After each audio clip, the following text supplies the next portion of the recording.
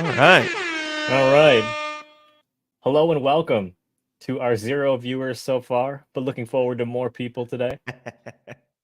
And yeah, this is the Raw Podcast, Real Adoptee Words. I'm your co-host Kyle. Got my other co-host Adam here. How you What's doing up? today, Adam? What's up? We got 3 people now.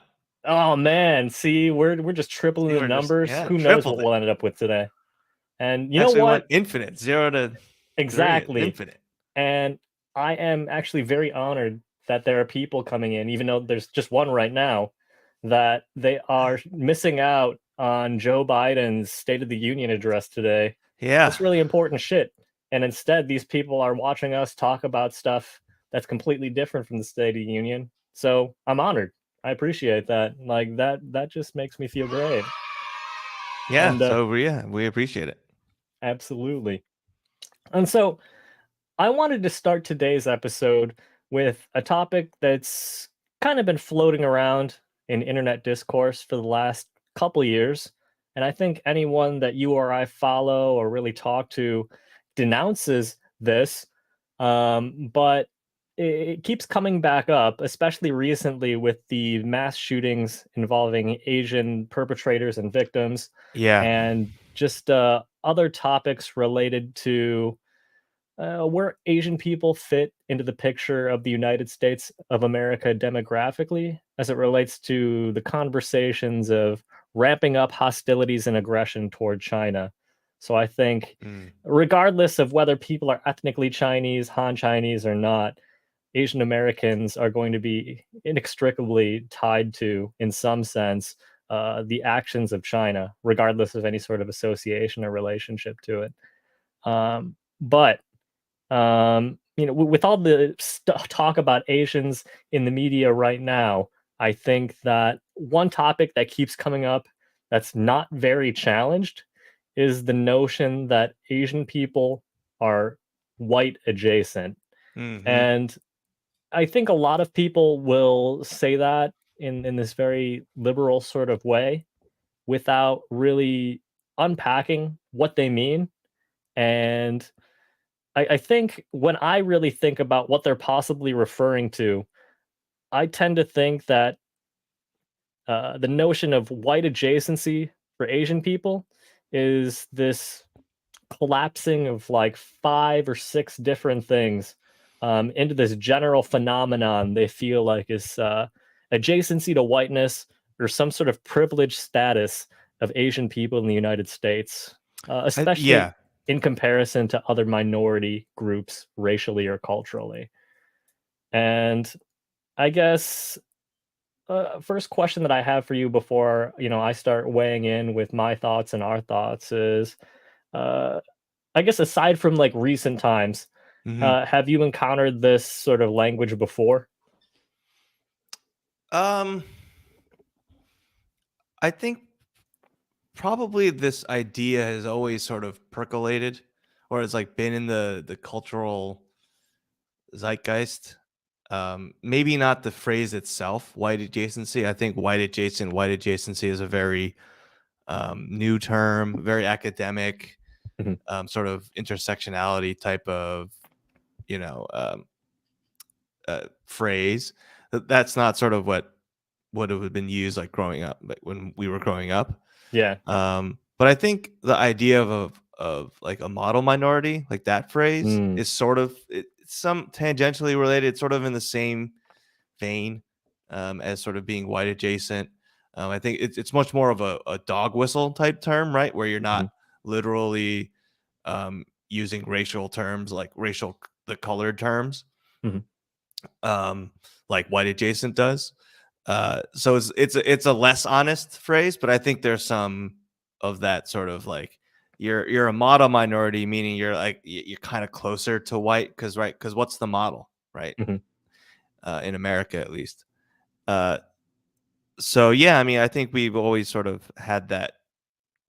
That's always sort of been out there, um, and I think as adoptees, it's always sort of my relationship to it sort of has changed, but more recently, it's just sort of as I think about it, it's sort of a ridiculous thing, right? Because just because we were raised or in white families, like, or even in white, yeah, and in white neighborhoods and towns and stuff, we were not white, right? Mhm. We just don't look white, and outside of like even sometimes being with our family, right? Because it's not like anyone assumes that if when there's like an Asian child and a white adult next to each other, they're necessarily belong together, right? Like they're a family. It just So I got to interrupt and say that, like, that's something I became much more conscious of after I went to college and then started going back home and going out in public with my family. yeah, But like I, as adults or closer to yep. adult size, right? And my wife, obviously has always known that I'm adopted, but she really felt it for the first time when she was shopping for makeup and cosmetics with my mom, and the salesperson didn't know how to approach both of them because there's like a 60 something year old white woman and like a 20 something year old Asian woman together. So they couldn't determine the relationship of these Right, two women that are right. completely different demographically right away. And I think that sort of inscrutability speaks to, regardless of our reality, the reality that we grew up with white parents and we've always been around whiteness in some form, literally being white adjacent, that even with that sort of very unique experience that fits the exact criteria that is being referred to when people say white adjacent, it doesn't speak to any sort of additional privileges or any sort of insulation from racism in comparison to your Yes. Yeah. in comparison to your average, non-person or non-white person that doesn't have white people around them and say isn't considered to be a model minority in whatever demographic they represent. Yeah, And yeah, yeah. Like whatever racism, like that's more Asian specific, anti-Asian type racism that we get. No one was like, "Oh, you're adopted, therefore we're not you." They're going to be racist if they're going to be racist, right? that's what I think our sort of argument is in comparison to the people that use this uncritically, is the notion that I think both you and I would treat racism as it either happens to you or it doesn't happen to you. Or, in other words, you're either considered white and it doesn't happen to you because you fit within the group that's considered to be in power, or you're not considered to be part of that group and you're excluded. And people let you know in some way, shape, or form, whether it be explicit or whether it be implicit sort of actions that people show their beliefs through. And Right. I just think it's very interesting that even among Asian people, you hear this sort of terminology being used, this notion of Asian people being white adjacent. And I think when they rationalize it, I don't think that's completely unreasonable, but I think it's just a very sort of imprecise way of pointing to something that is the real reason for why Asian people might be advantaged in a situation. Um, Right, right. I, I mean, I, yeah, because pushing back against the idea of it doesn't mean that like doesn't it's not to say that there isn't a difference between how Asians are treated in America versus how, Hispanic people are treated and Latinos and black people especially, right? mhm, Um, so that's not to say it's not to say, oh no, we're all the same, right? Or we're all treated in the same way. mhm, It's just that we're literally not treated the same as the dom, that the white majority sort of population. mhm, And so yeah, so but I think so yeah, I think people balk at it when we're like, oh, of course, when we push back on that notion. And we also have to like sort of, I think sometimes people don't define what they mean by it. Um, mhm. so like, what do you feel people mean when they say like, oh, when maybe some Asians lean into their white, the idea that we are white adjacent? Mhm. Yeah, so I think when say like an academic type that is trying to do some social commentary on the political behaviors or habits of Asian Americans at large, I think they are generally pointing to a sort of class status that obviously applies to some Asian people on the basis of Sure. what their jobs are, their relationship to capital, or how much money they make. Right. But at the end of the day, like they are talking in these very sort of generalized terms that sort of sweeps all Asian people up into being treated a certain way, being perceived a certain way, and being treated by society in a certain way that I don't think really applies to Asians as a complete whole. Mm. And, I think in particular, when people are talking about, white adjacency, I think they're speaking to, say, for example, like police violence. Like, I know for Right. a fact on the basis of, how we look and how we are perceived versus, say, your average Black American, I know that I am less at risk of being a victim of police violence just on the basis of the history of how we've been perceived. And Sure. and Sure. I think that that relative, in terms of like measuring it really precisely, difference uh is there. Uh it's only relevant in very specific contexts, uh, contextualized by prefacing what you're saying. So for example, the reason why I feel like I say that Asian people generally would be safer in these sorts of situations as it relates to like violence and policing is because of racism itself. The idea that because we are considered to be the model minority that's very highly educated in these professional fields, Hmm. and also with stereotypes as it relates to just being non-sexual, sort of just sterile, one-dimensional caricatures of being human beings, that sort of like the racist perceptions of us because they are different than a group Yeah. that is more at risk is still the result of racism nonetheless.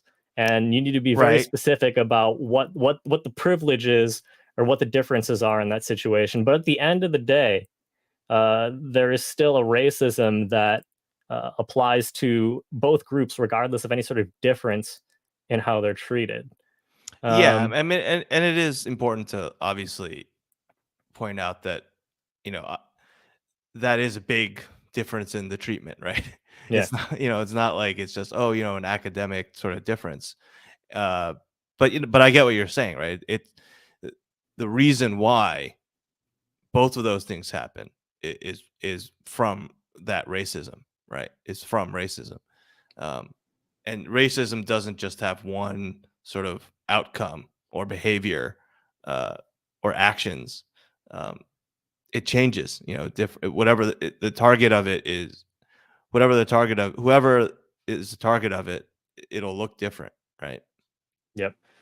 And so I guess when going back to that notion of white adjacency being used, I think it's generally the idea that if you are Asian, you are just generally going to, there are expectations that you're going to have a more privileged or more blessed life, or realm of possibilities set out before you in comparison to other races on the basis of, say, darkness of skin tone, which seems to be what they're heavily implying.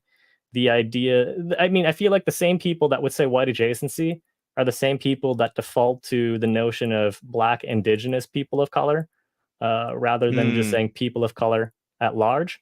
mm, And, I guess I don't deny that throughout history, as it relates to American history, that Black and indigenous people have had a disproportionate amount of burdens as it relates to like white subjectivity and white systems. But I guess it points to a tweet that generated a little bit of discussion that I wrote. I can go ahead and share it real quick, but I just generally think that this notion of sort of comparing the privilege of groups is just generally unhelpful in the sense that it recognizes problems. It recognizes that, hey, this specific community might face a different sort of racism than these other groups, and that racism might be slightly worse. Yeah, I mean, as someone that has white parents and is actually white adjacent in terms of what these academics or what these liberals or what these uh, Asian blue check types would refer to. Yeah, I mean, literally in proximity, Yep. right? It, And in being raised in a family and being in that white culture, right? yeah. Like being in the white society, Yeah. right? Being It, like in all the in all the realms that you could think of, we've had that. and I guess like that notion of comparing how hard another group has it in comparison to others is not helpful to me. It might be true in reality in terms of measuring differences and sort of being concerned with the semantics of the situation.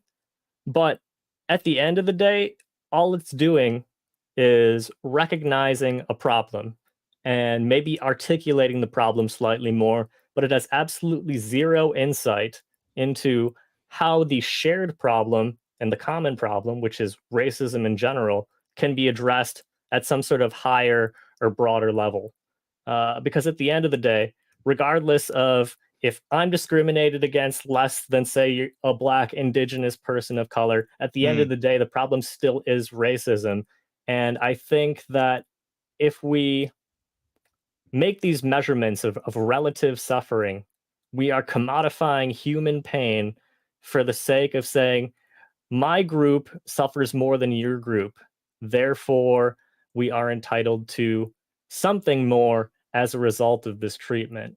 And I mean, I guess uh, on an individual basis, if we break it down over the course of 2 hours, drinking beers, sitting around a campfire sort of thing, I'm sure we could probably come to some sort of middle ground and consensus on that.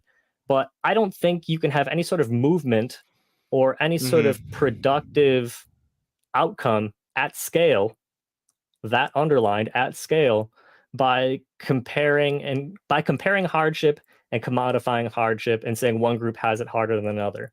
That may be true in some sense, but at the end of the day, is that conversation really productive? I don't think so. Yeah, I mean, It it's is hard for it's yeah, because I simply think it adding more words to the problem. right, and I think it makes it hard for any sort of broader. I mean,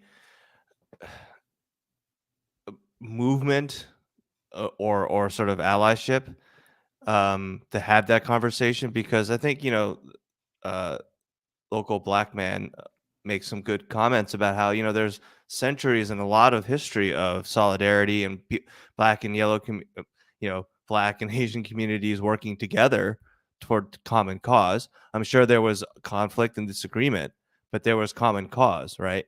And I think there was a lot of Asian people involved with the Black Power movement, Black Panthers, that the whole the civil rights movement in the 60s. So there's a long history of that. But when you start saying that no, the thing we need to hash out is which group has been more, more violence has been done towards them. And I think black people are almost always going to win that argument, right? Because of the centuries of slavery. Yeah, shadow Um, slavery will do it. right. So, I mean, there's no But argument there. Absolutely. sure, but then I think a lot of Asian people will be like, "Well, does that mean that we're always going to be subordinate in whatever organizing we do and whatever organizations we're going to be in?" I mean, we've Hmm. had plenty of violence done against us too. So I think that type of argument where whoever can prove the most oppression through violence uh, is always going to win, and they're going to and I don't that seems like a strategy for the status quo. Yep. Whoever the status quo benefits, they'd want to do something like that, right? To drive wedges in between. And I Yep. think, and I don't blame any Asian American who might be like, well, I don't, who pushes back against the idea that they always have to be subordinate, right? And Hmm. that our history has to be sort of downgraded, right? So yeah. So and people trying to embrace this idea of white adjacency. I'm like, what? I question why. Yeah, why? And I guess Um, my first very sort of cynical impulse is, to use to use a reactionary right-wing term, I think it's virtue signaling in the sense that I think it is meant less to be an earnest indictment of your own community to try and bring a higher level of understanding to everyone collectively, and is more for the performance of showing that in comparison to your average sort of a heathen Asian person that is not well mm-hmm. versed in intersectional academic language, that this particular Right. individual is smarter, morally superior, and otherwise just more enlightened in comparison to your, say, working class Asian person that doesn't speak very good English, that does not engage in this sort of discourse. Yeah, yeah, and yeah. So I always just um, yeah, I always just kind of question like it's fine to be. I think it's fine to be proud of sort of like at the same time, I don't like people who sort of just for no without any thought sort of run away from the idea of the model minority stuff. It's like there's nothing wrong with being professional, a professional like a doctor or a lawyer or something like that, or doing well in school and like those are not bad things, right? But Mhm. people will reflexively like run away from it to become, so like almost to the point where it's like the only authentic real thing is to be like the total opposite of all those things, right? Yep. And look at who we get, right? We get the Andrew T's and we get the Bowen Yangs and we get the, Okay. Yep. we Yep. get we get the Jeff Yang. We get those people, right?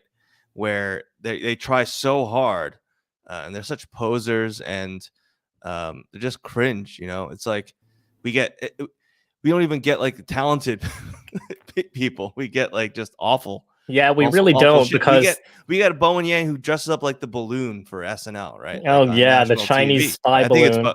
I think it's Bowen, right? Yeah, it He's was on Bowen. SNL, right? Um, like that's come on, man. Like have a little pride. But I know that That's like minstrel shit. I don't yeah, even but care if you're making fun of the people making fun of the hysteria around the balloon. The fact that you dressed up as the balloon just on a racial basis, yeah. not I mean, good. and it's just yeah. Um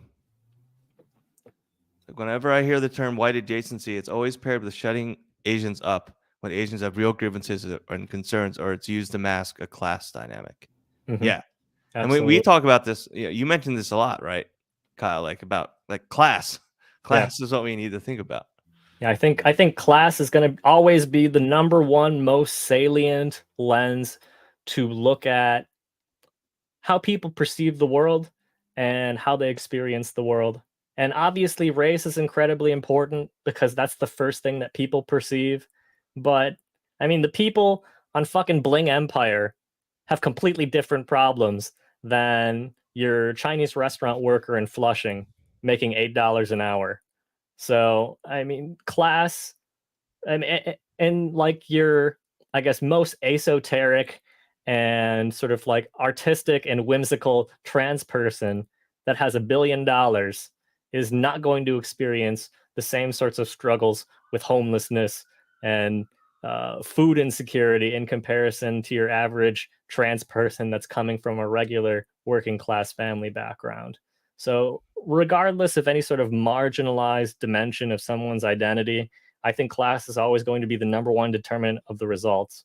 Because, I mean, even if you're the most unlikable jerk and you have like five marginalized identities, I mean, if you've got generational money through inheritance or through who your family knows, that's always going to be the first line of defense from any sort of hardship that comes your way. And yeah, I think in addition to the class dynamic, as negativity and truth says, yeah, I think it's either trying to ignore a class dynamic or it is used by people who try to pretend or they act like they are sort of like these people of higher understanding that are enlightened, well educated, worldly, and Mm-hmm. understand uh, people in the real world and the social dynamics across groups. And really, and they're saying, hey, uh, in comparison to these other groups racially, Asian people are actually the closest to whiteness and experience the least hardship. That's going to be someone that is less concerned about actually knowing what the real world is like and more concerned with just being able to academically justify their own sorts of biases and prejudices Mm-hmm. by saying, oh, well, they deserve less because they get treated better. And I don't really think there's any way you can justify that unless you are coming from a very sort of self interested perspective and you are trying to dress it up in sophisticated language Well, yeah, to make it seem more reasonable. and it's especially tone deaf and just dumb. I'll just say it when it's trotted out in the context of an environment where, on the low end, violent anti-Asian crime has spiked 80%. Yeah. That's on the low end. On the low end. So even at the lowest end, Yeah. it's almost double. So and so to be like to start talking about this in that context can only make me think that, or makes me think that, one of you're just trying to suppress dissent or suppress people talking about that type of violence and the reality of what's going on, to say, well, we're really quite white adjacent, meaning, we're basically, it's all fine. The spike is just temporary. It doesn't really mean anything. It doesn't reveal any you know any underlying racism against Asian people in America, which, like local black man is saying. I mean, that just betrays a complete ignorance of American history, right? Yeah. Um, and I just I find that is particularly heinous when people bring up that term and that thing, and to try to make it, whenever like crime happens, right? Whenever there's a attack, mhm. um, it always seems to be like this term comes up, and like, you know, these articles about how it's really not that bad, guys. And I'm like, I don't know, man. It seems pretty bad. Yeah, I don't know. I think death is probably the highest you can raise the stakes. Yeah. So, And it's I don't not to know. say that we should all like panic or whatever, but it's incredibly it's insensitive, and it's also just, I think, politically a bad strategy to try to it, in response to people's anxiety around these real attacks that happen, not just, one or two.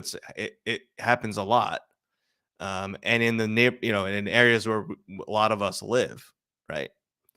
uh to be like, no, no, no, just in response to be like, no, it's actually not that bad. It's like, you're just, don't give in to the fear mongering. I'm like, that someone that is not a trustworthy response, right? Yeah. You can't even drum up the, like, I understand what you're saying, but, right, you skip the faux like concern, and you go right to the sort of, Yeah, to the butt. I, let me explain to you, because you're too dumb, right? So it's like, listen and acknowledge that, yes, it is real, it's scary, right? And begin from there.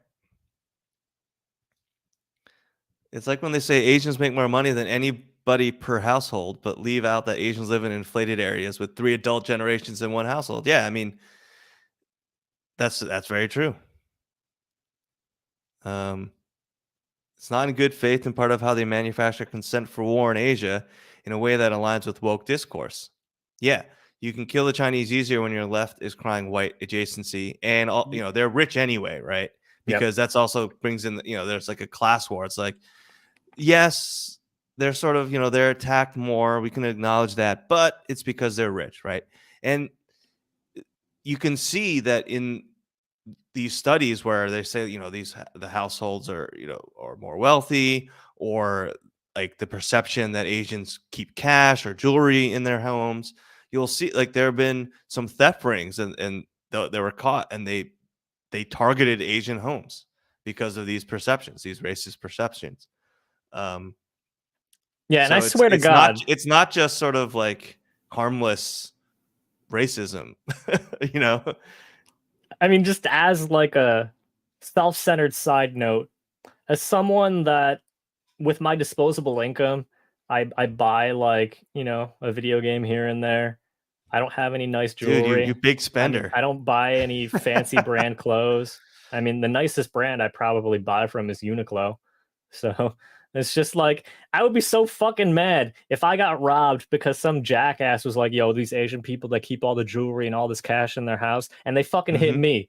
Yeah. And I got to clean up after that, and I don't have anything anyway. So you end up taking like, my PS5 and my Xbox, and that's it because I don't fucking have anything else. Yeah, one group of 6 in San Jose robbed like 50 Asian women, and when arrested, they said we learned it from the song. Uh, I don't know what song that is in particular, but I'm sure there are a lot of songs that are like that. Yeah. Um, and this sort of relates to the idea, like, and I think there have been there have been some legislation in like Texas and some other states that specifically try to bar Chinese nationals from buying property or houses uh, in America, which just is all shades of Chinese exclusion, internment, all that stuff, right? Yep. And so we won't get into that. That's a whole wider discussion, but it's like that doesn't come out of nowhere, right? And These things never do. so it's not good. It they and it's very like the whole balloon hysteria. Yep, the Chinese These spy balloon. all work in conjunction with one another, right?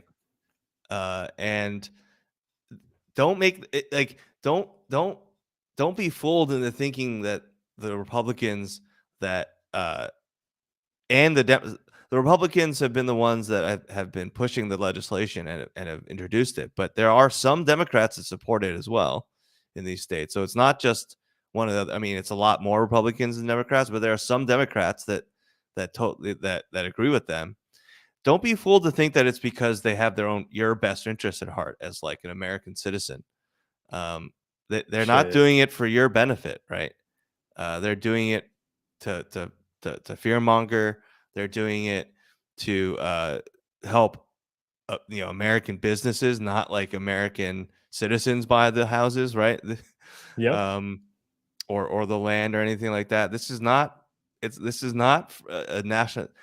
They wrap it in national security because that is the number one thing that you can use to make to get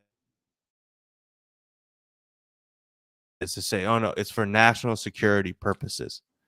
And these stories, like this one of these stories was published in the Times that describes some of this legislation, and I think the legislation has been introduced before the whole balloon thing, but it's not a surprise that like they've ramped up their messaging or their awareness to try to pitch these or to get support for these uh, uh, bills after the whole thing with the balloon, right?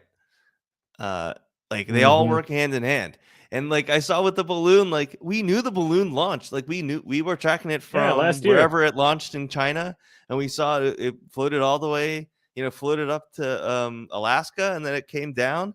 So like, why didn't we shoot it down once it entered Alaska if we were that concerned about it?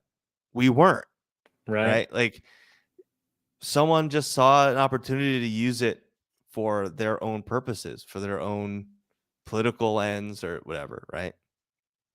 So, yeah, Yeah, we got a Chinese spy balloon out there. Yeah. And really, all this hysteria and talking about the idea of manufacturing consent for war in Asia. Uh, yeah, maybe. nice, Uh, awesome. yeah, it's so that the defense industry can siphon off more money from education and social security and other things that actually benefit people. And that always fucking gets me is how many times the Pentagon has failed their audits because if we really knew exactly where the money was going, voters would be like, "Why the hell is my tax money going to this shit?" Yeah, I mean, it speaks to the sorts of, I think, conspiracy leanings of a lot of people that are misdirected in directions like, oh, it's the liberals, oh, it's the trans people, oh, it's the gay agenda. No, at the end of the day, like The it's gonna gay be agenda.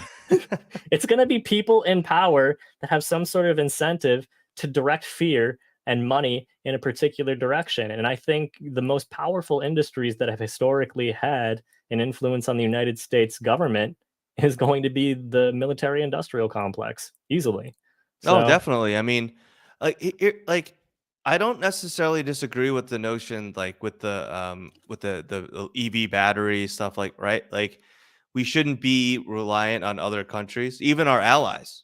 No country. We should not be reliant on any one region of the world for any part of what we need to sustain ourselves, right?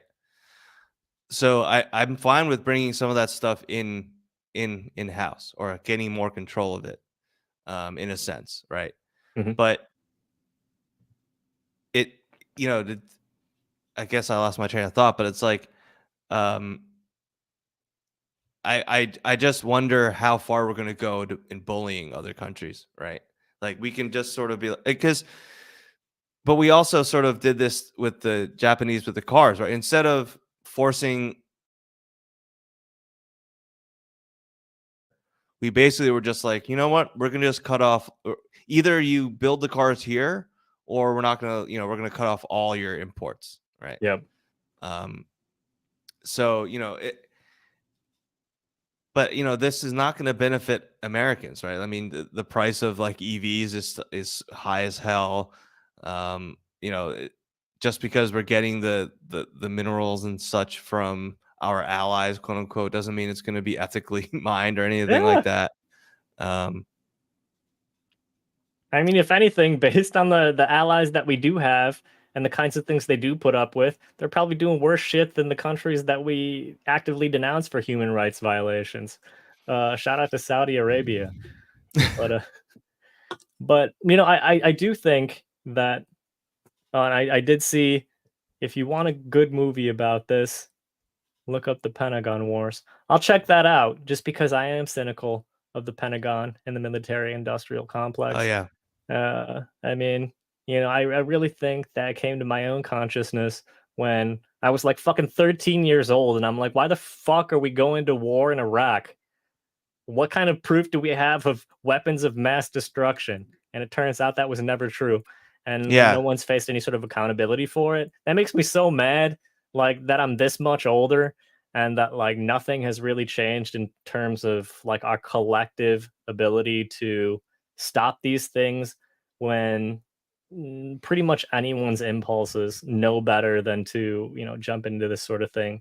But, yeah. collectively our government does anyway. I So, mean, I think we're getting to the limit of how much we can use our military power to sort of keep the rest of the world within our financial influence yep. completely, right? Because I think, like, in this idea of using war to invigorate the economy, it was much more direct, like during World War One and World War Two and Vietnam and such, because we still had a ton of manufacturing ability. So we basically used a lot of that. We were building a lot of the weapons and everything, and we were employing people directly in those factories, right? And so the money was going to people in that sense, like directly, right, into people's pockets. So then that grew the economy, right? Like, I mean, America won the war, in more ways than one, like World War II. And then we also Yep. expanded our monetary and financial, power, right? Because we basically, we basically made the UK and other Yeah. countries into, they were debtors to us for many, many years. The Marshall Plan wasn't free, right? Like they Yeah. I had to mean, the pay us Marshall back plan and really lend was the lease and all moment. that, right? It So like really there was was a the lot of, moment where the tide shifted yeah, and we gained complete hegemony over the world on the basis of how much influence and financial power we had. right. but I think that as manufacturing has moved away and as we've become much more just dependent on our financial service industries, quote unquote, um, and I wonder how much sort of this ramping up of this potential war in China is actually going to benefit most Americans, right? Because our military influence or sort of this Pax Americana has the main benefit for Americans is that it's kept the cost of commodities low, Hmm. right? So like, all the little things that we buy, all the electronics that we buy, all the clothes and such that we buy, it's all very cheap because everyone sort of like, the sort of the reserve currency of the world is the dollar, right? And you know, we can sort of control the financial, like the global financial system. But I think we're losing that grip and people are Hmm. just sort of fed up. And there are a lot, like we can't stop our, like we've sanctioned Russia, right? But Russia's economy's grown. Yeah. Um the UK is in shambles, Yeah. right? Um so it's like stuff's not working the way that it used to. And so I'm just wondering, like I get what Brian you're saying here is that they're going to try to play that playbook. They're going to try to do that, right? They're going to say, well, we can't compete directly against China in all these other areas economically, right? Because we've tried to, Biden has announced that he's going to spend all this money with chips and all that stuff. That takes a long time to sort of ramp up. You can't just say you're going to spend $2 billion and suddenly we're going to be able to make chips in like 6 months. Like there's a lot Oh my of god. manufacturing that you've got to build and the expertise to design and then manage and then there's the supply chain for the materials that you need, right? So like there's a lot of moving parts, and And China's sort of just oh my god. already invested with a lot of that stuff. So like even though we've tried to turn off the sort of knowledge sharing, I don't know how much that, like, I feel like we've sort of it's too little too late. Absolutely too little Maybe too we late. can. Maybe we can. I mean, it's never good to like completely write off the United States, but I feel like people are very, very bullish on it. I'm like, I don't know. China doesn't really need us in a lot of sense. Yeah. Um, and I think there's just this people are fed up with just America bullying everyone, and Even the you know, European even our allies. allies, even our Yeah. allies. Even countries like Germany and France. So, yeah, I really do think that the attitudes are changing, the economic tides are turning, and I think even the most imperialist allies of the United States historically are seeing the writing on the wall and being like, I don't know if I want to put all my eggs in one basket with the United States of America on the basis of how fast it seems like they're declining. I mean, I think America will. I don't think it's going to be a particularly steady decline. I think there's going to be ups and downs, right? But I think the trend will be down. Hmm. But I think, yeah, it's not going to just sort of be every year we go, because the U.S. economy will keep growing in some measures. Uh, the military isn't just going to suddenly become completely ineffectual overnight, though. It is kind of funny that we needed to launch an F-22, and I heard that it wasn't just like one missile. You would think that like I don't know, a I don't know how much does F-22 cost. It's got to be hundreds of millions of dollars, if not in the billions. It's 206 to 260 million dollars a jet. Okay, yeah. Um, and the missile, I don't know. The Like missile's five probably hundred like thousand 200. dollars. I think I saw some image. It was like 300,000, 400,000. Okay, yeah. So we had to shoot 3 of those suckers at this balloon, and the balloon was huge, like very big, because it's probably a weather study balloon, right? Yeah, I Um, think it was something to the effect of like 100 feet in diameter, something like that. yeah. So quite large for it being a balloon, but at the same Um, time, maybe because it was white and like the sky and the sun, who knows. But if a $200 million jet can't shoot down a white balloon, that was great money, I guess. We spent great money on that. We got a lot in return. Oh my god, I'm just thinking about the hundreds of thousands of dollars those missiles could have been used for, like, more people working on the phones of the IRS to help people with their taxes. Just all kinds of fucking shit that could be spent on that instead of on a Yeah, it does. fucking. I think yeah. Yeah, I think Yeah, it I'm just, does. yeah, and the fuel costs too. Like, there's just so much involved with all the logistics of getting jets to their launching points and the gas to actually fly the flights themselves.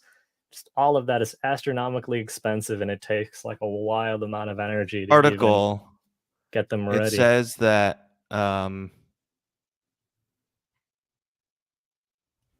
per hour it costs so the F-35A costs about 280 costs $28,455 per hour to fly, while the F-22 Raptor rings in at $33,538 per hour. It's worth noting that independent analysts have called both figures into question for being too low, but even at face value, the F-22 is awfully tough on the budget. Damn. What a Yeah, waste. yeah,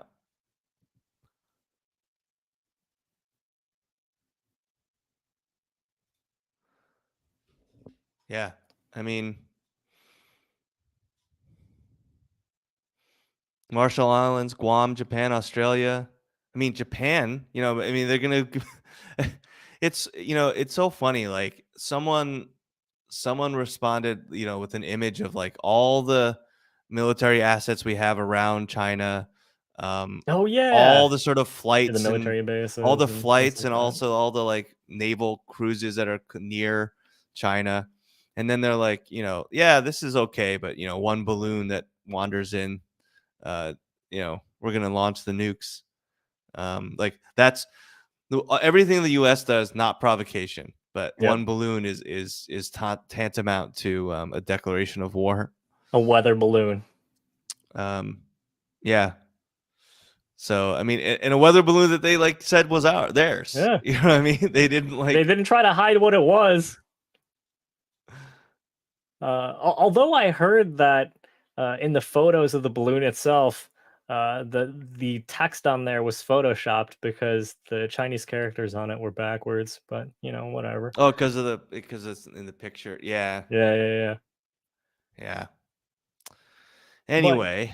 but I'll say this. I mean, for as much as we seem to have strayed from the original topic of white adjacency, at the Oh end of the yeah. day, I Sorry. think no, no, no, no, because I think all of this is very deeply intertwined, regardless of how, at first glance, how unrelated they are. In the sense that whether it be lacking coverage of Asian victim majority mass shootings or talking about anti-Asian hate attacks, while also simultaneously talking about the bad human rights shit that China's doing. They're spying on us with their giant weather balloons. I mean, all these things are tied together Yeah. Yeah. to, based, in agreement with what our commenter Bryant says, is it's all meant to manufacture consent for war with China, and to divert any sort of attention as it relates to Asian people suffering as a result of movements or aggression in this direction, away from concern about that, and more just being like, well, we've got an enemy to take down, regardless of any sort of collateral damage or any sort of unintended side effects there are. Um, and yeah, I mean, it really shows how much of our discourse and what is covered and what is not covered is tied into our military and economic endeavors geopolitically. And I Yeah. think with China being seen as such a big threat economically and militarily, that And they probably are military, not militarily, because I don't think there's a snowball's chance in hell that China will attack America. Like, why? Yeah, they're not that I think dumb. there's a better chance, though I still think very, very, very slim, that America would attack China. I think that I think they're equally unlikely, almost equally unlikely. And I say only almost because I think that America is just more bloodthirsty than China. But I think that any military, any general, any military command, anyone that is realistic about it, um, would not advise that we get into any armed conflict Yeah, with China. Um, so all this saber rattling, in that light, I look for other motivations for why they need to do it, and I think there are a lot of them. Right, one I think is the economic. Right, it's directly to Lockheed and all those people, but also it's to the politicians that get yep, kickbacks and campaign contributions and all that. And there's a whole lobbying industry, right? So people have and think tanks and everything. So there's a whole industry. There's a whole reason. A lot of people's jobs and like keep that going. It's a ton of money, right? So it's not a lot of people, but it's a ton of money. So there's always a motivation for that. And I think, a motivation that people don't talk about a lot, but also relates to the next story you wanted to talk to, yes, is this need for America and Americans, specific, in an individual basis, they need to be the hero. They need to be the main. They need to be the protagonist. They need to be the yep, main character. And alongside of that, very closely related to that, they're addicted to, or they need the adulation and the gratitude of the people that they save, or the people that they're hero for, right? yeah. Like, if they're just a hero, they don't even care what they're doing or why. They just need to be the hero. Need to be recognized for it. They need the superlatives and the adulation from it, right? Yep, And I think that sort of saviorism, that we call it white savior in the adopted community. A lot of people say the white saviorism, but that sort of hero addiction, or that need to be the hero, and the very closely related need for the adulation, is, I think, a motivation, either blatant, like obvious, like explicit, or subconscious, for why a lot of white Americans in particular um, adopt internationally, and probably to some extent domestically, but I think it's a lot more prevalent for international adoption. absolutely. So there's this one story that I think you shared it on Twitter, and I then I did. saw it, and I didn't want to. It was like I saw the headline and the thing. I was like, I don't want to read this. I'm just gonna get angry. But then you wanted to talk about it, and I saw it, so I was like, we need to talk about this. So, I mean, I guess for me, in terms of talking about it, I mean, I only really had one comment, and I put it on Twitter, and people seem to understand where I was Oh coming yeah, from. Is if you scroll up in the photo itself, uh, I mean, I guess this is telling the story about how this white family adopted one child from Hong Kong, found out he had a best friend, and they adopted the best friend too. But I only see one Asian person in the photo, so I don't know if this is the original child or the best friend. But I'm looking at that kid, and it's one of those things where, hey, I don't make fun of anyone for how they look or anything like that, but having experienced what I experienced being yeah, adopted by a white family in a very hostile place, I know for a fact that if you're in a white majority area and you're different in any way, shape, or form, people are going to make fun of the shit out of that to make sure that individually they are not at the bottom of the social hierarchy. So when I look at that kid and it looks like he might have some issues, I mean, I'm not going to speculate what, but like, yeah. as So that's someone, Francis. yeah, Nolan is the first kid, and he okay. passed. He passed. Oh, and okay. and Francis is the See, that's friend what who happens said he when I was the skim the brother. And article and don't look at it very yeah, critically.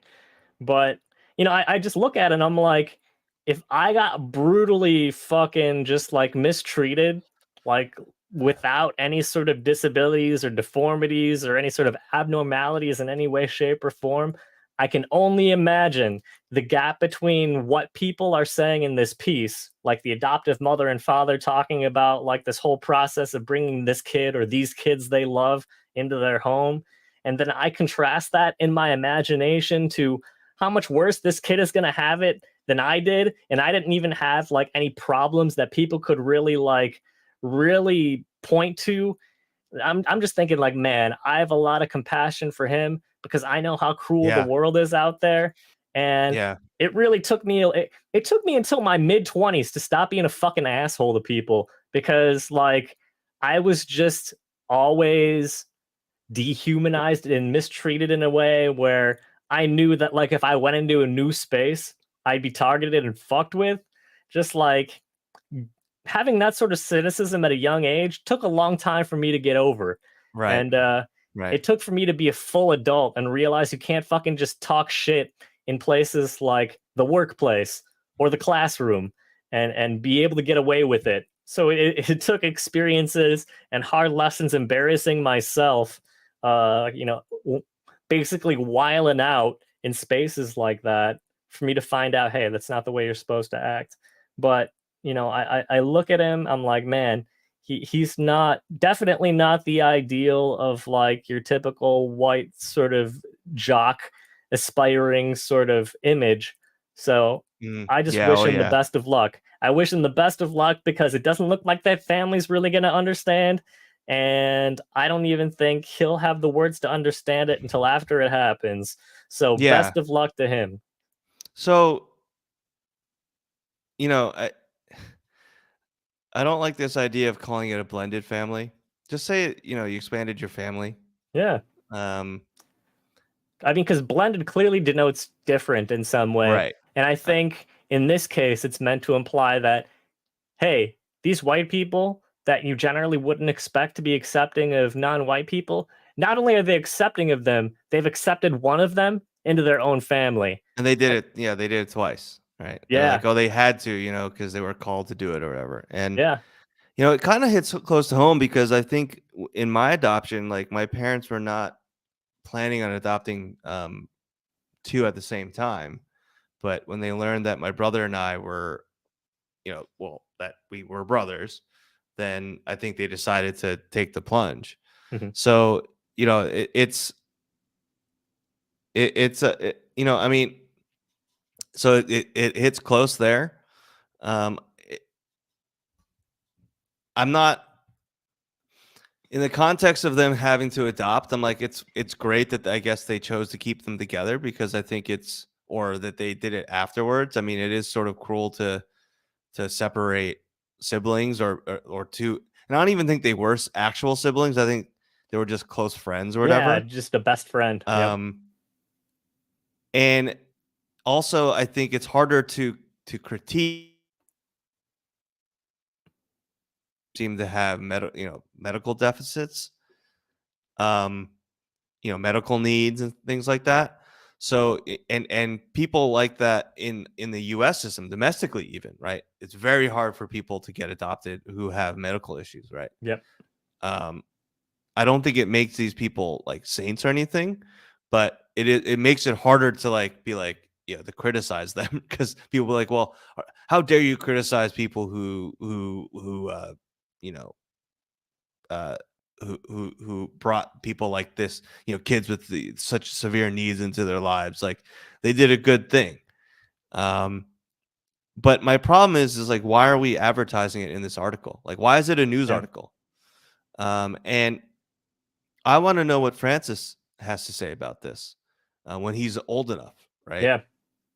This is not Piper's story. This is like her story She's is not the child. right. Like Piper's story, which Piper is I think the mother of this Jocelyn Piper. Sorry.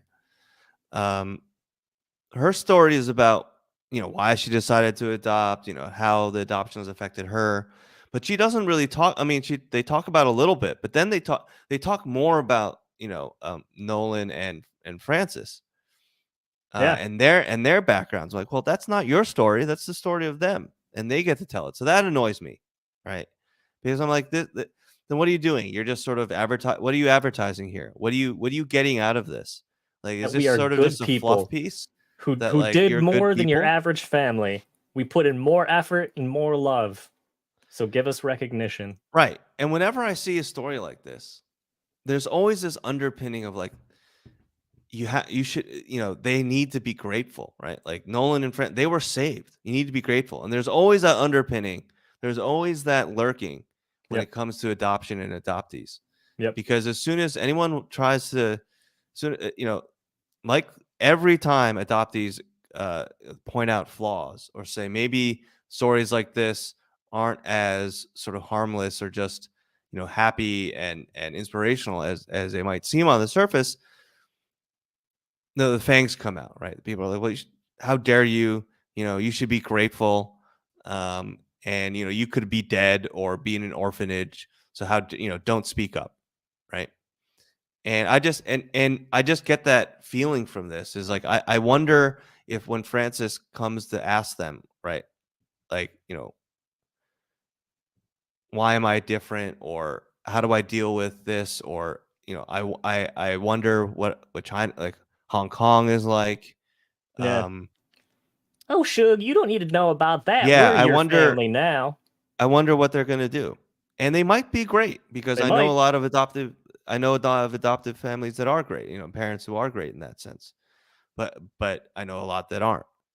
And the reason why I bring up, sort of we segued from some of the geopolitical stuff, is that whenever I see some story like this, where someone's like Troy, who's the father, is like he always wanted to do this, or in the context of some of these like the tragedies that have happened, like with the earthquakes in Syria and Turkey and Syria, Yep. and tons of people dying, and like I mean, obviously everyone knows like just a decade of awful war torn area that Syria is, right? Yep. um I wonder how many adoptees are going to come from that, right? How many adoptions are going to happen, if it's even allowed. Maybe Syria is a different case, but like when a lot of these tsunamis and earthquakes and other natural disasters happen in other countries, so there are a lot of adoptions that happen, right, Yep. to America. Yep. And I've talked about, and I've written articles about sort of gratitude and that whole idea of like toxic gratitude. But this story, and I just sort of, it came to my mind, is this term of like, it's almost predatory gratitude. And this idea and by that I mean it's like they're looking for a place where they can be the hero. Mm. And it could be anything, but a lot of people like this, they the white, um uh middle class or upper middle class, probably religious, um they choose adoption for that international Yeah. adoption. They choose that target for their sort of journey for meaning and a higher purpose in life. And they already have children, like they already have biological children, Yeah. right? So why do they need to go overseas to find another target that they expect gratitude for, and um, sort of be beholden to them for? And I just see that behavior in like Haiti earthquake, Yep. uh, adopting people, like girls from China, we got to save them from the one child policy. Every other, eh, it's it's it's never good enough to just be like, because it's too selfish, I think. But it's like you can't be honest that, and I think they actually say it here. We live in Illinois. One of Troy's Yep. biggest fears, if we adopted domestically, was the chances that the birth parents would have the rights to their child, which rightly so, but he was worried about his heart and how he could handle that. Oh my So again, god. so like Yeah. they don't even hide it here. But I think Yeah. most people have more guile, right? They're more clever in Yeah. hiding this. But they're selfish in that they want a child that they can completely be like, this is ours, right? There's no But they chance. couched it with rightly so. Of course, regards yeah, no, there to wouldn't be parents anything having wrong with rights to their it. kids. Yeah, and it's almost in a self-deprecating sense of like, this is my failing. It's like a failing of his, Yeah. and it is, but it's like it's just to excuse them doing what they want, right? Of being selfish, right? Yep. And even this is true, right? I mean, yes, I can understand this. Fine, you're being honest, but that doesn't make it right that you went out to another country and did this, right? And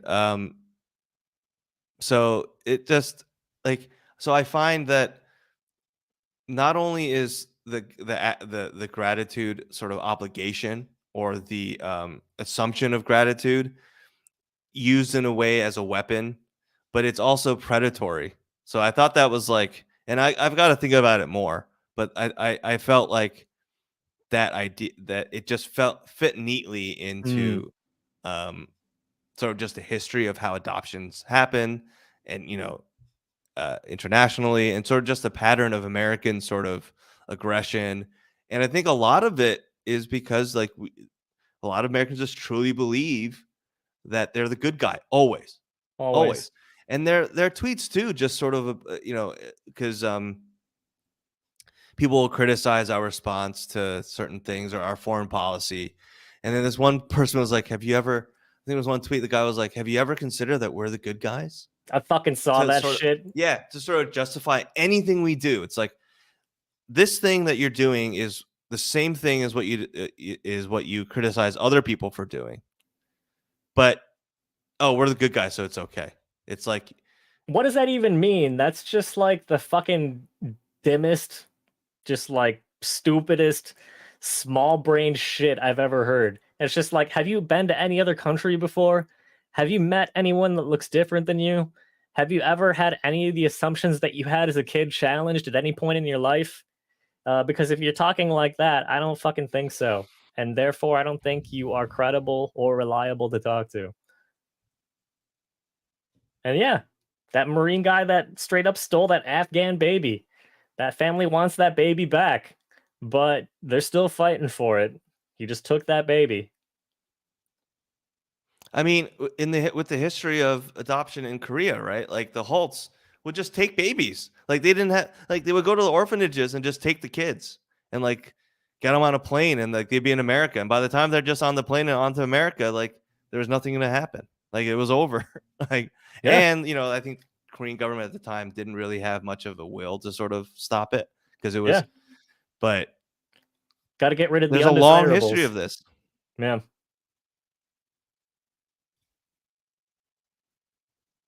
Yeah, you need to do good guy things to be a good guy. But yeah. the justification for doing the bad things is that we're the good guys. It's better for the child to grow up in America than to grow up in Afghanistan.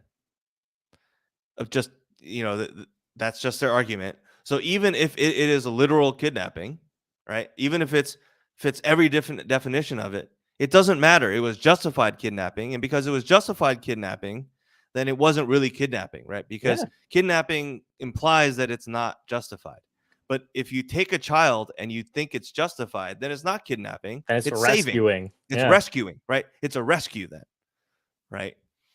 So that's why I think that frame, that mental, not just mental, but that worldview of America is the hero. Period. Stop. That's just the end. And the hero, by definition, is the good guy. And by definition, what good guys do is good, and justified is that. That is why it's such a important thing for America to continue to foster. And it cannot be attacked. And anyone who attacks it must be destroyed. They are evil. Yeah. And I guess, on top of everything that you've said so far, as it relates to wanting to be thanked, being predatory toward the idea of like, hey, I want to be Yeah. thanked based on my actions at any cost. It's like I people get doing things only to like get praised for the for it, and praise then if they don't itself. get praised for it or thanked for it, they get pissed off. Yep. And there's a certain human element of like, if you do something, you want to be acknowledged. But if like your only motivation for doing good is so that you can get praised, then you're kind of shitty. Yeah, that's straight up shitty. I mean, like, the one thing that always sticks out to me when I was like going to church, when I went to the Korean church, I learned a lot of stuff about the Bible that stuck with me. And like I always go back to the quote of it's easier for the camel to go through the eye of a needle than for a rich man to go to heaven. Mm-hmm. And I get and basically any other quote as it relates to being rich or taking credit for shit. Don't fucking do that. Like all the major Judeo-Christian Abrahamic religions profess that as an ideal, and I try and follow it. I know for a fact I've done things that have benefited others in some way, but I'm not going to talk about it because that's corny shit. Like I know in my heart it was right and it was good, and I got satisfaction at that time. But to talk about it and to brag about it and to make it a core facet of my identity based on one action at one point in time, when I think about that on some sort of like deeper level of the universe or existentially, I'm like, that's fucking Right. embarrassing. Like, you want to be thanked and you want to be congratulated for a single thing that you did that was just a matter of like signing paperwork and paying a fee and doing the bare minimum it takes to have a child survive under your purview. That doesn't deserve congratulations to me. That's just like basic shit. It's no different Yeah. than getting your oil changed every 3,000 miles. Right. Like, I don't think you should be congratulated for that shit. That's just the shit you do if you want to be responsible. Right. So, I don't And know, man. and if they really wanted to just help a child in need, right? There are plenty of children in America, right? Like if they wanted that, they could have done that. But you know what? You get even more praise if you do it for someone in another country. Yeah. Especially if they're not white. Yeah. And Right? see, and I'm just thinking of like, I can only imagine what their mental image of Hong Kong is like if they considered this to be something that is beneficial for them to be in the United States. From the perspective of, I think it was very, I think it was easy enough to make the argument that just because someone is in America does not mean, or does not mean that it is going to be a guaranteed better life. Just in many different factors. But after COVID, I'm like, anytime anyone tries to pull that shit with me, like America being a better life than say being in Korea and not having biological parents to raise you, I'm like, sure, but like a million fucking people died of COVID. It's just like there's something symptomatic of a larger sort of sickness with American systems, American culture, and just with the way things are set up. If we just let thousands of people, millions of people die from this disease that all it took was a little bit of understanding and cooperation that Yeah. basically any other country, no matter how poor, how impoverished, how ransacked or imperialized they are, still had proportionally much better COVID numbers than the United States ever did. So I guess the notion of a better life is much funnier to me post COVID, knowing that every single country in the world did better than the United States on that measure alone. Yeah. I wonder how that family who kept that girl locked in a basement feeling about being thanked. Oh, yeah. But they got such a slap on the wrist. And it was crazy. That story's crazy. The sibling, the 8-year-old, like the one of the siblings that reported to one of their teachers that the Chinese girl was being kept in the basement and abused. That sibling was removed from the home, not the Chinese adoptee. Yep. um, I think that's sort of a representative the example of what to expect in like our child so protective system. CPS found it enough to remove that one child from the home, but they didn't remove all the children. Yeah, How does and that work? I remember in that story that the Chinese girl that was locked up in the basement as a slave was able to escape once, but then the Yeah, police brought her ass they brought her right back. back, like Dahmer. They were just like, "Oh, you ran away. You're just a runaway child. Yeah, Bring you you're a back to the runaway family." child. Go back to your parents that love and care for you in this basement dungeon. And this is what also kills me. This family, they're like, we're not rich, so it was hard for us to do these adoptions. That money could have been used in so many other ways. Yeah. Um, And it probably would have gone a why? lot further. Like, why? And then they did another adoption. The girl that was in that picture.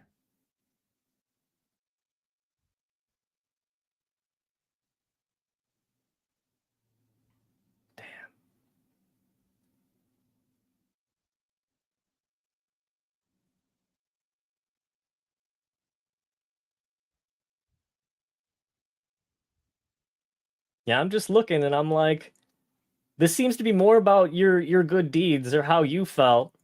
Nothing about these damn kids.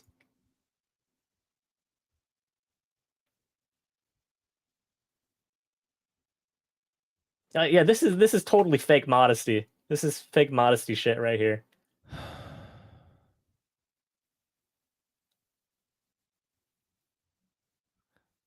He saved 2 other children.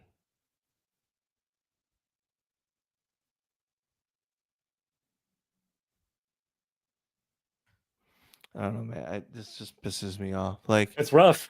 I think that the Hong Kong government should be doing more for these kids. How about that? Yeah. Like, U.S. I would government, love to know. U.S. should It, do more for children like this in our own country. Like, yep. We don't.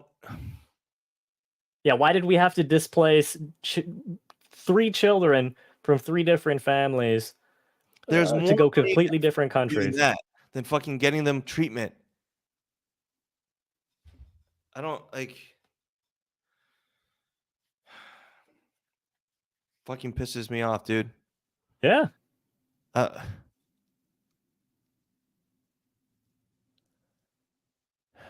and they got so much money on donations just to do this. Yeah. It's because they did 2 adoptions back to back. It was very tough. They're just regular people, Adam. If you can't, I mean,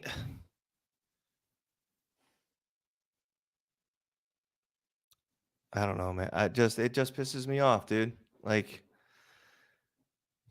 and these stories just. Why are we doing this? Like, there's so many problems. Like, it is a problem in that these children are not being taken. They're sort of discarded, or like their families don't have either the resources. They don't have the resources to uh take care of these kids. That's the tragedy too, right? Is that the families of these children don't have the means to keep them to treat them, right? To keep them and to treat them and to take care of them. Yep. So they probably felt the only thing they could do was to give them up. Yep. And that's a tragedy. Yeah, I think That's that's the most really bad. addressable part of the tragedy of all. Is how do you prevent these disruptions from happening in the first place? Yeah, I mean, yes, the agencies and the government probably get some revenue. If it's private, then they probably make a profit. If it's a government, then probably they don't make money per se. But if there's a fee, like if they had to pay a fee, right? Then it probably wasn't through the government, because the government, if it was done through, like, maybe, I don't know if the Hong Kong has like a government orphanages. I would be very shocked if they do. But if it was some sort of government thing, then it's not, it's a nominal fee, right? Like when you adopt from foster care in America, it is much, much cheaper than doing it from like a private placement, right? Mhm. Because because when a kid's in foster care, they're the ward of the state, and the state doesn't make a profit off of that, right? Or they shouldn't be. Though there have been cases where the state will garnish, sort of like if a child is orphaned, let's say, and their parents who are no longer around, then the government, there have been cases where the government will garnish like the Social Security or like pension benefits or survivors benefits Mhm. that the kids will get because they're like, oh, you need to pay for the fact that you're being cared for us, Mm. when that's Yep. like completely illegal. Like they're not supposed to do that. It's legal for them to when as the kids are minors to sort of keep the money, like to take the money and to keep it for them once they get out. But Yep. they're not supposed to take anything out of, like they're not supposed to take a fee out of it. They're just going to be Yeah. like, we collect these benefits and keep them in a like in an escrow account or in a bank account, so that if you once you turn 18, then you get it all, right? And then Yep. the check's supposed to go to you, right? Because you're an adult now. But there have been cases where they literally garnish. It's like they're garnishing wages or whatever, right? But they get charged for the care that they were in, that they were receiving. When on the like, if they were in a foster home, the foster parents are getting money anyway from so the foster parents are getting money from the state, and then the state is taking the money from like the survivors benefits, if there are any, to sort of pay themselves back for that. Yep. It's insane. Oh yeah, absolutely. I mean, yeah, I mean, it is. It's trafficking, and it's completely legal. Yep. Um, and it's especially heinous when, in the case of adoptees from Korea, mainly, though it happens with some adoptees from other countries, where they're not given citizenship in America. So they're literally stateless people, because most of the time, when you get adopted from one country or another, your country of origin, you lose citizenship to that country sort of automatically as part of the process. Mm-hmm. Some countries you don't, because some countries, not all countries, have birthright citizenship, or even if you do have to sort of like register. Um, Even in the United States, you sort of do have to register, right? You have to have a birth certificate and things like that. You can't just be born here and then like claim that you have citizenship, because if you don't have any paperwork, then what's the proof that you were born here, right? Right. So adoptees without citizenship is like straight up trafficking, like in any definition of the word, right? But no one's gonna. It's very uncomfortable when people call it that, because like, oh, no, we didn't do it, because it's not being done by like the scary cartels or the the scary brown people and black people and yellow people. It's being done by the good white people. So it's like with good intentions. They had good Good intentions, right? intentions, charitable Um, intentions.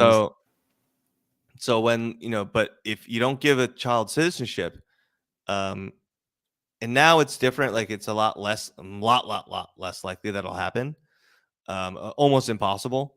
Um, but there were tens of thousands that are still in that situation today, Yep. and you're literally stateless, and without a state, then you basically don't have rights.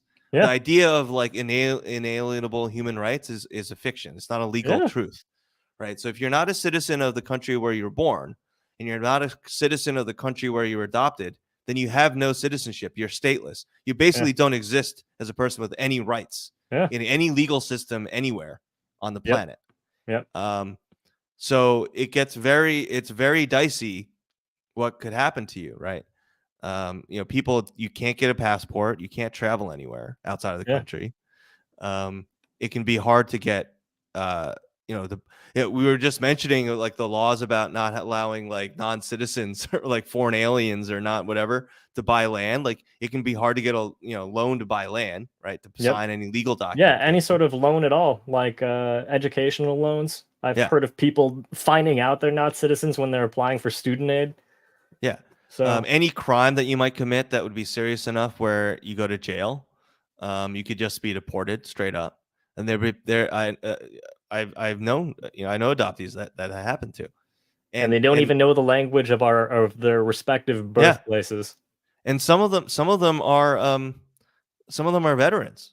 Yeah. Not to say that like you should become a veteran, not you should that being a veteran is like the only way that you sort of avoid deportation because you're a citizen, you're an adoptee without citizenship.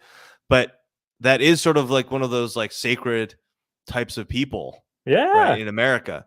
We But give all kinds of veterans discounts from yeah, all different kinds of institutions and stores. I mean, if there's any group of people we pay lip service to, it's going to be veterans. I Right. mean, after all, they're the ones that we send overseas to do our collective government's bidding. So, yeah, I mean, the fact that being a soldier won't insulate you from these risks that you experience not having citizenship is a testament to just how little you have rights wise or just safety or stability wise not being a citizen of Yeah. any particular place as a result of the circumstances of your adoption. Yeah. Yeah.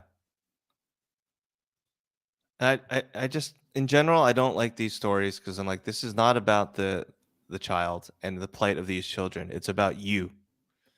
It's Because an if it easy feel good story for the people yeah, that want to feel good in the moment without really truly understanding why problems exist in the first place.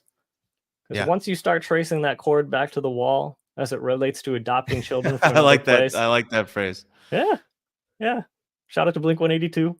Um, Oh, yeah, really? I didn't know that. yeah, Adam's song. Yeah, tracing the cord back to Hey, the it's wall. my song. Yeah, exactly. I'm just kidding. But no, seriously though, like do any sort of digger deeping on any deeper digging on any sort of thing that we tend to think is like this good charitable thing to do. There's always some sort of cost to it or some sort of factor that we're generally not considering because if we do, then it might start making us question the whole practice or whole institution just Mhm. generally. Mhm. So, I mean, in the case of adoption, since we are basically offloading any burdens or concerns to private parties that say they're going to take care of stuff, then all the more reason we don't question it because we don't want to have to deal with the fallout of having to reprocess these children again or something along those lines. So, I mean, to be rid of the problem is the same as solving the problem in the eyes of a lot of institutions and a lot of perspectives. Yeah. Yeah.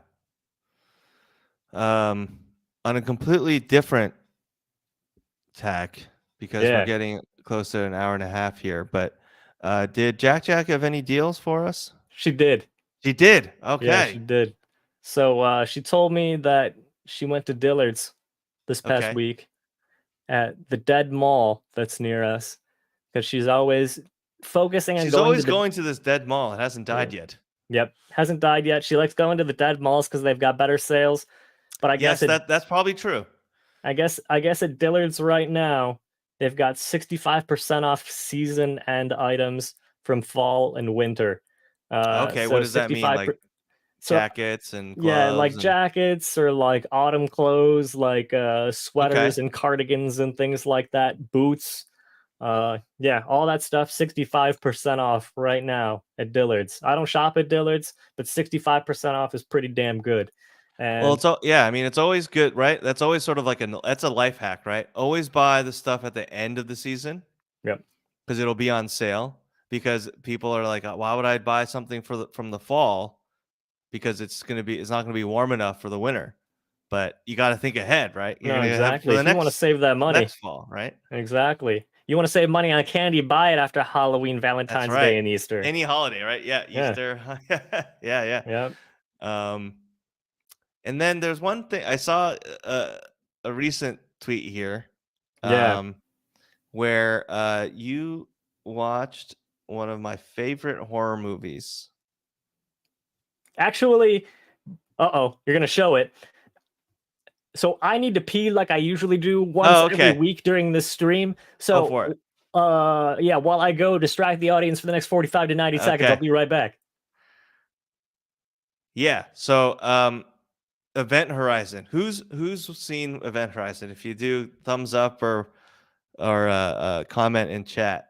Event Horizon. I'm a scaredy cat, right? So I'm not the best horror movie viewer. I get very scared. I can't even play like the horror video games. Like when I saw that like Dead Space was getting a remake, I was like, oh, I couldn't even play it the first time. I'm not gonna play it in 4K Ultra HD when uh, on a PS5. I think it's the wormhole in Neptune, something like that. It's definitely about like a wormhole or black hole, but it's basically like an interdimensional horror type of thing, but in space. with like Sam Neill and like young Lawrence Fishburne and everything. Amazing. Yeah, I think that's the implication, is that they're in hell and it like continues, and it's just basically they're trapped forever.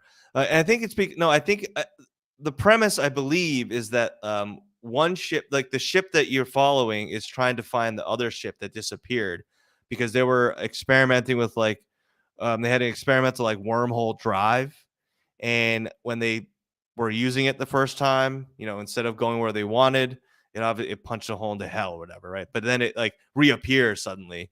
So humanity was like, oh, here's the time for us to explore the ship that had disappeared and just came back.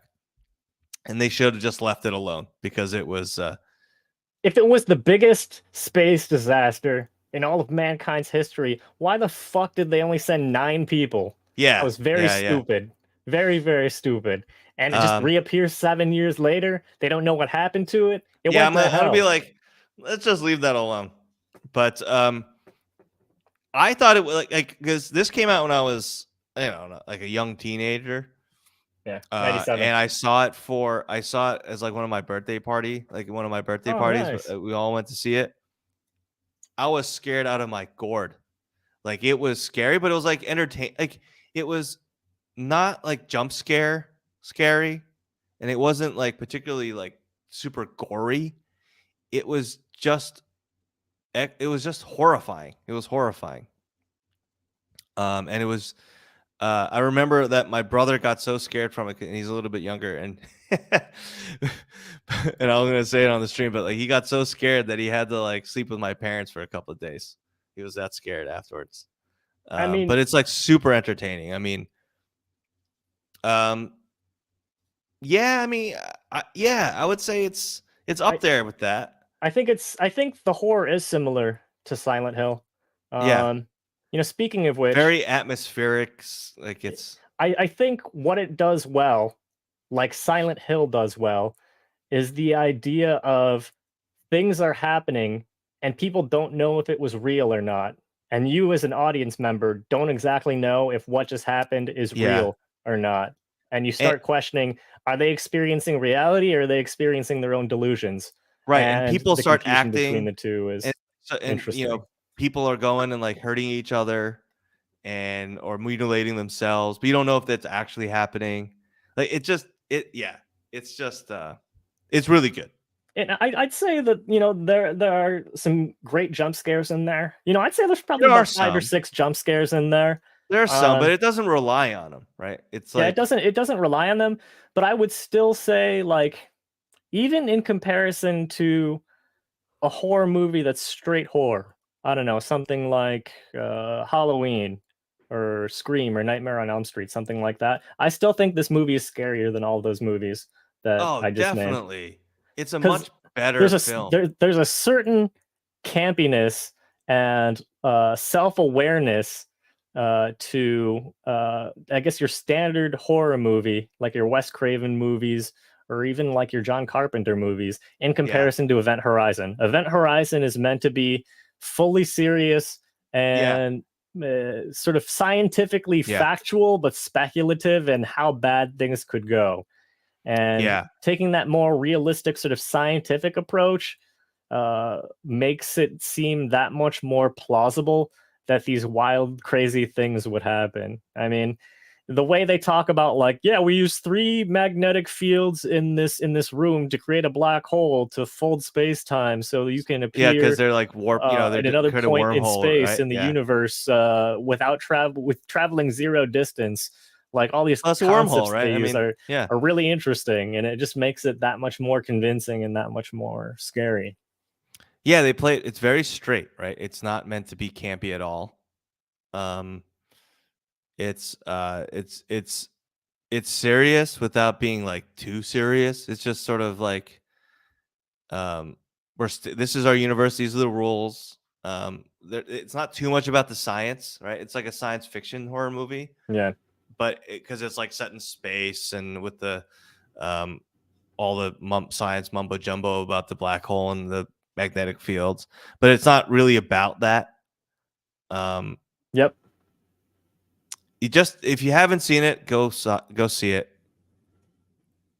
Yeah, I do think it is the best horror movie that I've seen recently, and one of the best that I've seen ever.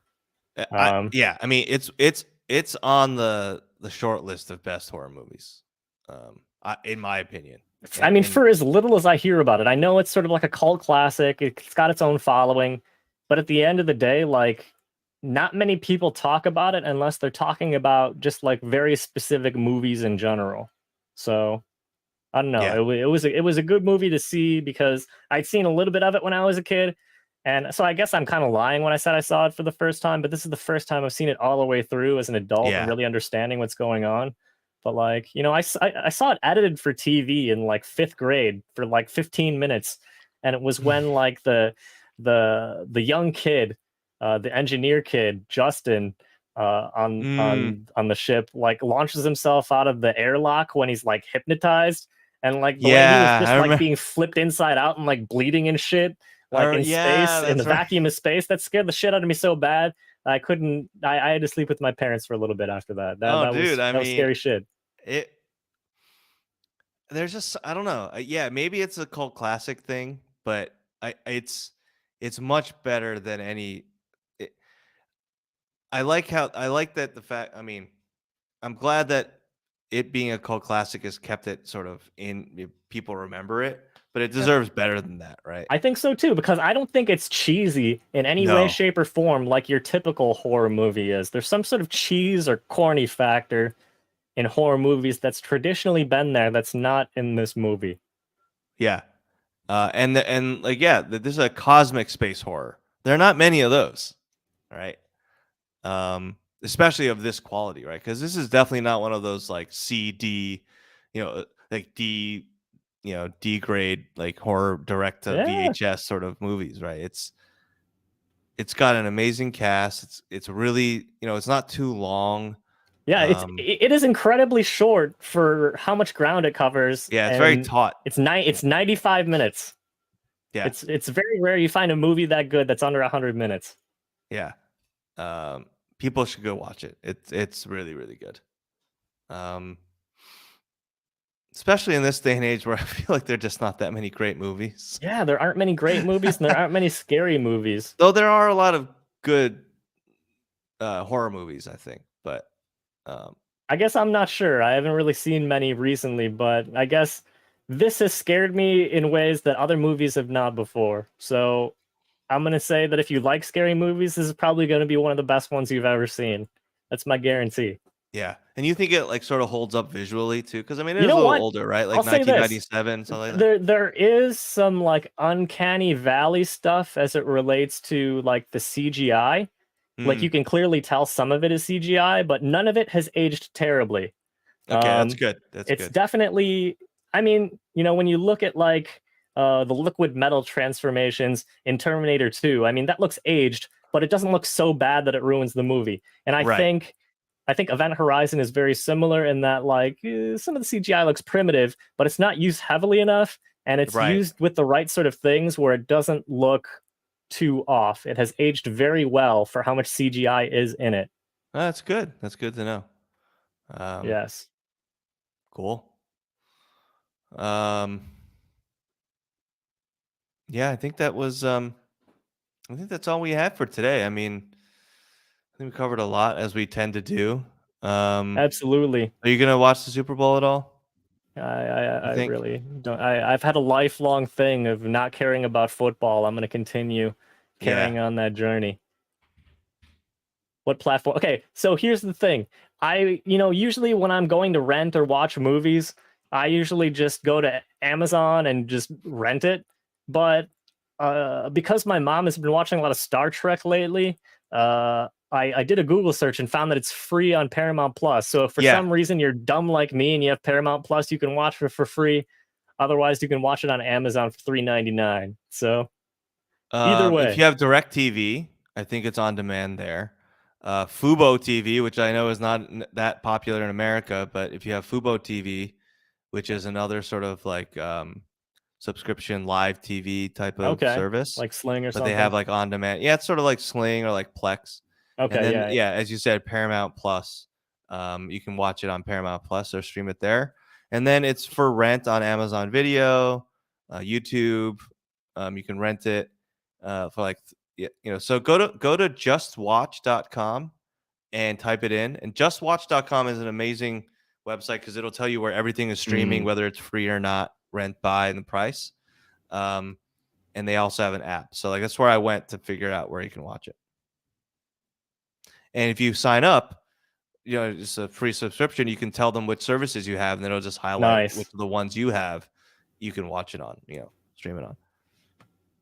But yeah, it's free on Paramount Plus if you have it. But Paramount Plus costs money, does. Not necessarily free.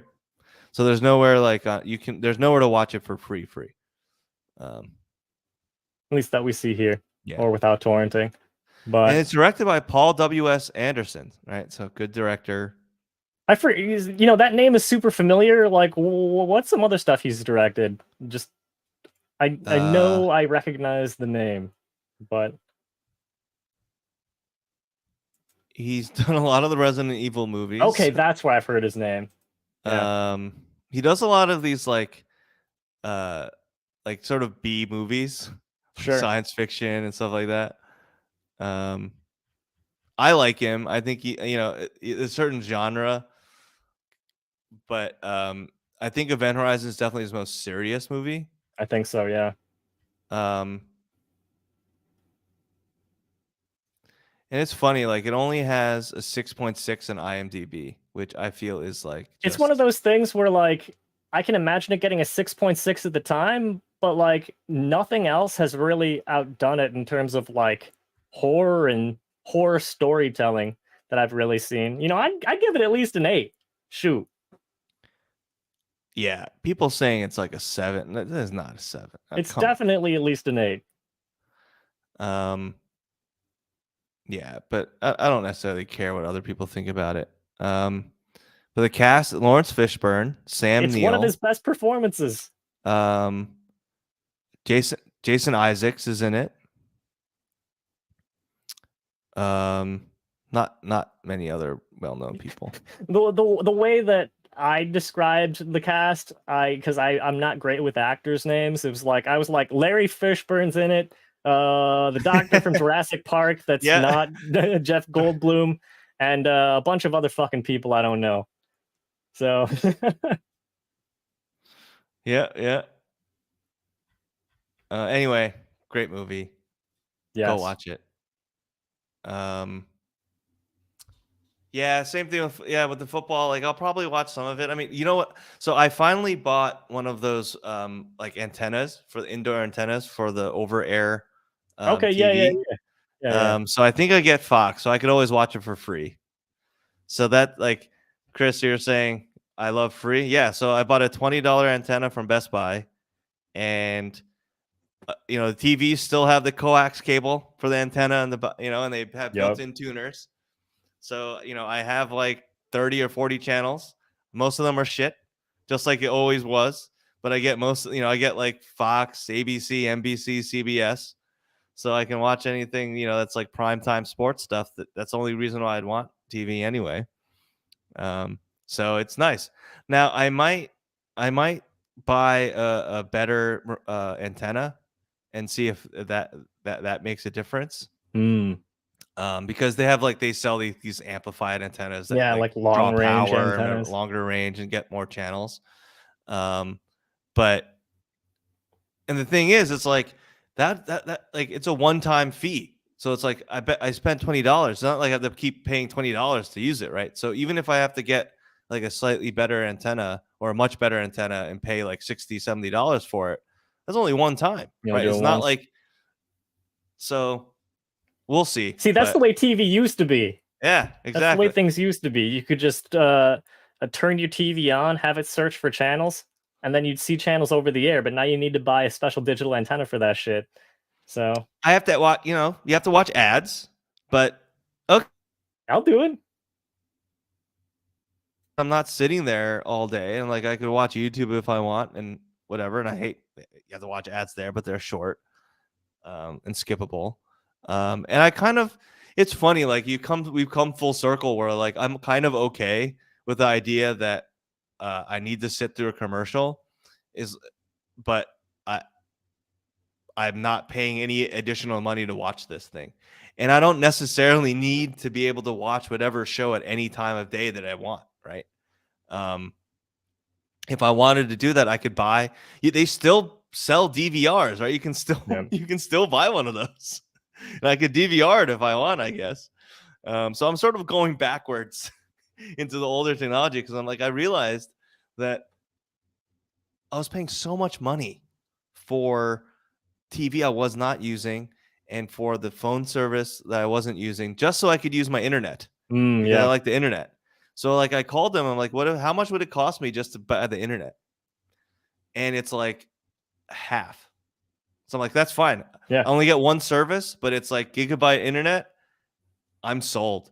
So like my bill is gonna, and this is expensive. So it's not like this is cheap internet, but I was paying $140 a month anyway to Verizon.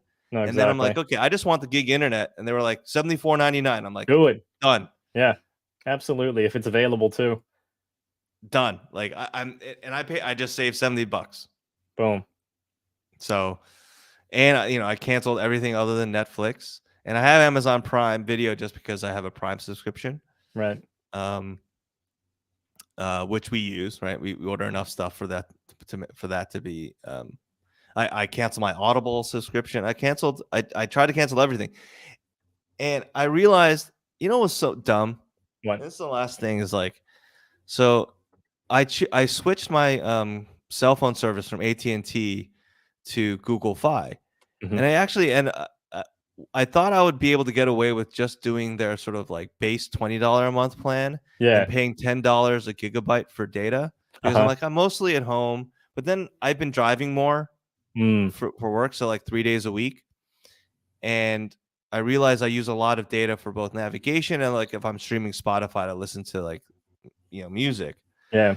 So I'm like, I realize that I'm paying more or almost the same, like I'm paying almost the same amount of money as I was to AT&T for my unlimited plan there. So I was like, let me get the unlimited plan for Google. It'll be a little bit cheaper, right? Because it's like $50 plus tax. Right. And then I pay like a protection plan thing. So it'll be like maybe $60. I'll probably end up saving only like $5 a month, but it will be a little bit cheaper. Yeah. But I realized that I turned in one phone to get another one. And Yeah. the deal I got was I did the turn in for the new phone on the Google store. Yeah. So I did the turn-in deal, trade-in deal through the Google store, not the Google Fi store, different stores. Okay. And when I turned in the phone from to Google, the Google store, I was paying a protection plan for that too, like a device protection plan. They didn't cancel that automatically for the phone I traded in. So for the last 2 months, I was paying $9 a month for that for a phone I protection didn't on a even phone have. you already turned in. I already turned it in, and they gave me the credit for it and everything. They knew I had it. Wow. So I canceled it right away. Like I discontinued it. Then I had to fight with Google Fi to get a refund for the 2 months.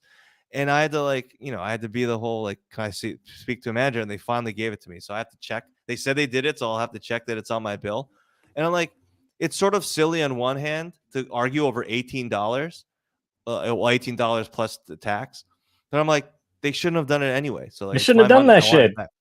So it's the principle of the matter. Yeah, but I'm like, isn't that dumb? They were like, we can't help you because you did this thing through the Google store, not the Google Fi store. I'm like, you are literally the same company. Oh my god! I swear that you're probably like the support person of Google Fi is probably sitting next to the Google store support person in the same fucking facility. So like, why you literally? And this is a compound how dumb it was that the trade-in value I got for my Google Pixel Pro 6 Pro was like $150 more on the Google store than it was through the Google Fi store. Wow. And that's why I had to do this, I had to do it differently. But I'm like, why is this different? Doesn't make any sense. Doesn't make any sense. The fact that you go through extra steps to cancel the protection plan, that's crazy. It's like, yeah, you wouldn't you think that I'm turning this in? You just cancel everything, cancel the protection plan. No, because we got to take 2 months worth of money from that shit and have It's you just so escalate it to dumb. a manager to do something. I was chatting with the support person. And they were like, I couldn't do it. I'm like, I'm not giving up. I'm like, is there a manager I can speak to? Is there a manager? And I finally got to someone, and they're like, we're gonna forward this on to a manager, and they'll email you. And then they emailed me, and they said, and they were like, guys, like, this is Michael, the manager here, and we'll give you the refund. That's usually how it works. Dude. Yeah, no, this is a month-to-month thing. They don't do the contract, thankfully. Thankfully. They allow you to just continue it whenever you want. But yeah, dude, I would be so pissed. Yeah, me too, man. I don't know. I've always done prepaid. I don't care if like it's been stereotyped as like a broke guy thing to do, but you know, I'm on T-Mobile right now. I used to be on Virgin Mobile for like 10 years before they closed up shop, but I've never been in a contract. I didn't want to be locked into that shit. So, No. Yeah, yeah. Thankfully, most of these things now are not contract based. So yeah, even that's though, what it like, sounds like. yeah, even like with T-Mobile and like Verizon and stuff, they don't lock you into any like contract. It's more that like maybe the promotional rate might go away, but you could cancel it. There's no like contractual obligation. There's no like early termination fee or whatever. Like they've gotten away from that, I believe. Yeah, But they've also gone away from, I guess, along with contracts, like any sort of subsidy for phones. no, that's You not just true.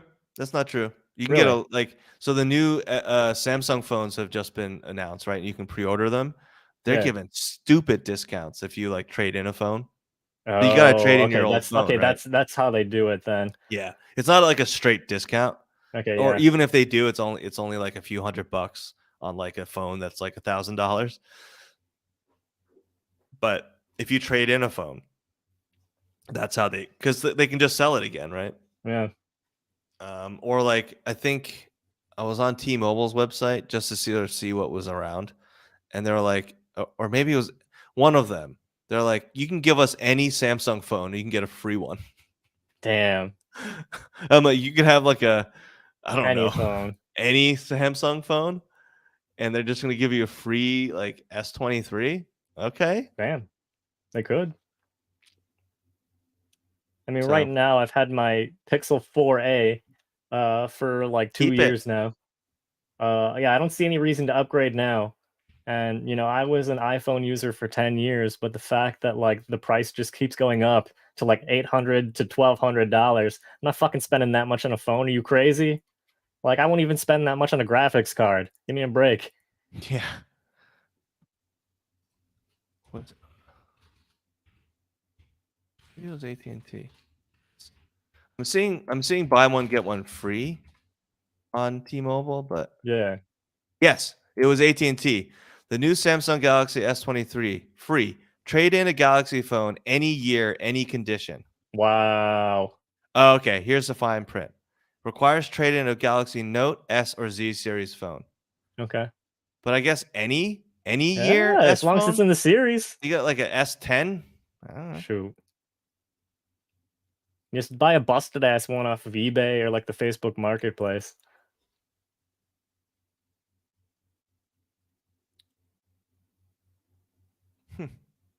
It's sort of it's sort of a lie because if you get like the Ultra, then Yeah. it's not going to cover it because they say like the fine print is like it's up to $1,000 in bill credits, but the Galaxy S23 Ultra is definitely more than Yeah, more a than a thousand thousand. dollars. Mm.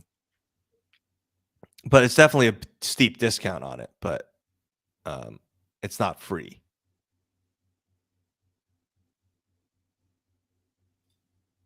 Yeah, some people do that. Some people will just you could buy like a used one and just and turn it in. Why not? Yep. People will do that. Um, Yeah, he wants the link. He oh, wants to turn that old busted S8. just go to AT&T. It'll be right in the front. There's no direct link to it because it's just going to go to the shop Okay, link. yeah. But Get this new phone free. Pre-order on an installment plan. So you have to do it on an installment plan. Pick or upgrade to an unlimited plan and mail back your old device. And you get a memory upgrade, so they'll give you the 128 gigabytes. Or they'll give you the 256 for 128 price. I mean, even with all the fine print, it is still a pretty good deal. And yes, so now if you go to the shop site, so this is the AT&T one. If you go to the shop site, the Ultra will say no, it's not actually free. It's going to be $550 a month or whatever. But the S23 and the S23 Plus will be free because they're under that 1,000, right? Yeah. You can even get the Galaxy Z Flip 4. Ooh. Those are nice. Like we were at a dinner party last weekend, my wife and I, and one of the people there had the Flip, and it just like is cool to see this like literal square, and then it flips open. Yeah, and it's full size. Yeah. But yeah. All right. Well. Yeah, I think that's all she wrote. Yep. Thanks, everybody. Man, I can't believe it's already February 7th. Yeah. Episode 15, like time's flying. Time is flying. I think the whole idea of the predatory gratitude and just gratitude in general relates to adoption. We will revisit that because I think we absolutely will. Yeah, I mean, we gotta coin some famous terms on here so that we are mentioned in articles in places like Vox or BuzzFeed, places like that. BuzzFeed. BuzzFeed doesn't have human writers anymore, right? It's just ChatGPT. Yeah, they're going to AI now. I mean, I don't see a problem with that. I mean, why do we? Yeah. BuzzFeed never had writing. BuzzFeed never had the level of writing where they needed anyone with any craft to write those articles anyway. It's true. I mean, probably a few exceptions in there, of course, but in general, listicles don't need to be written by a human being. In fact, you can probably go to ChatGPT and get it to do any listicle you want. Absolutely. Oh my God. I know our viewer, the president, who's out there, has already tried to get ChatGPT right? to write a Asian diaspora essay about cutting fruit, and it turned out really good. So another one should be the smell of durian, right? Yeah, that too. We got a gas leak. So funny. All right. Really great to talk to you, Kyle, as always. Thanks, everyone, for watching. And we will see you next week. We will see you next week. Peace. Peace.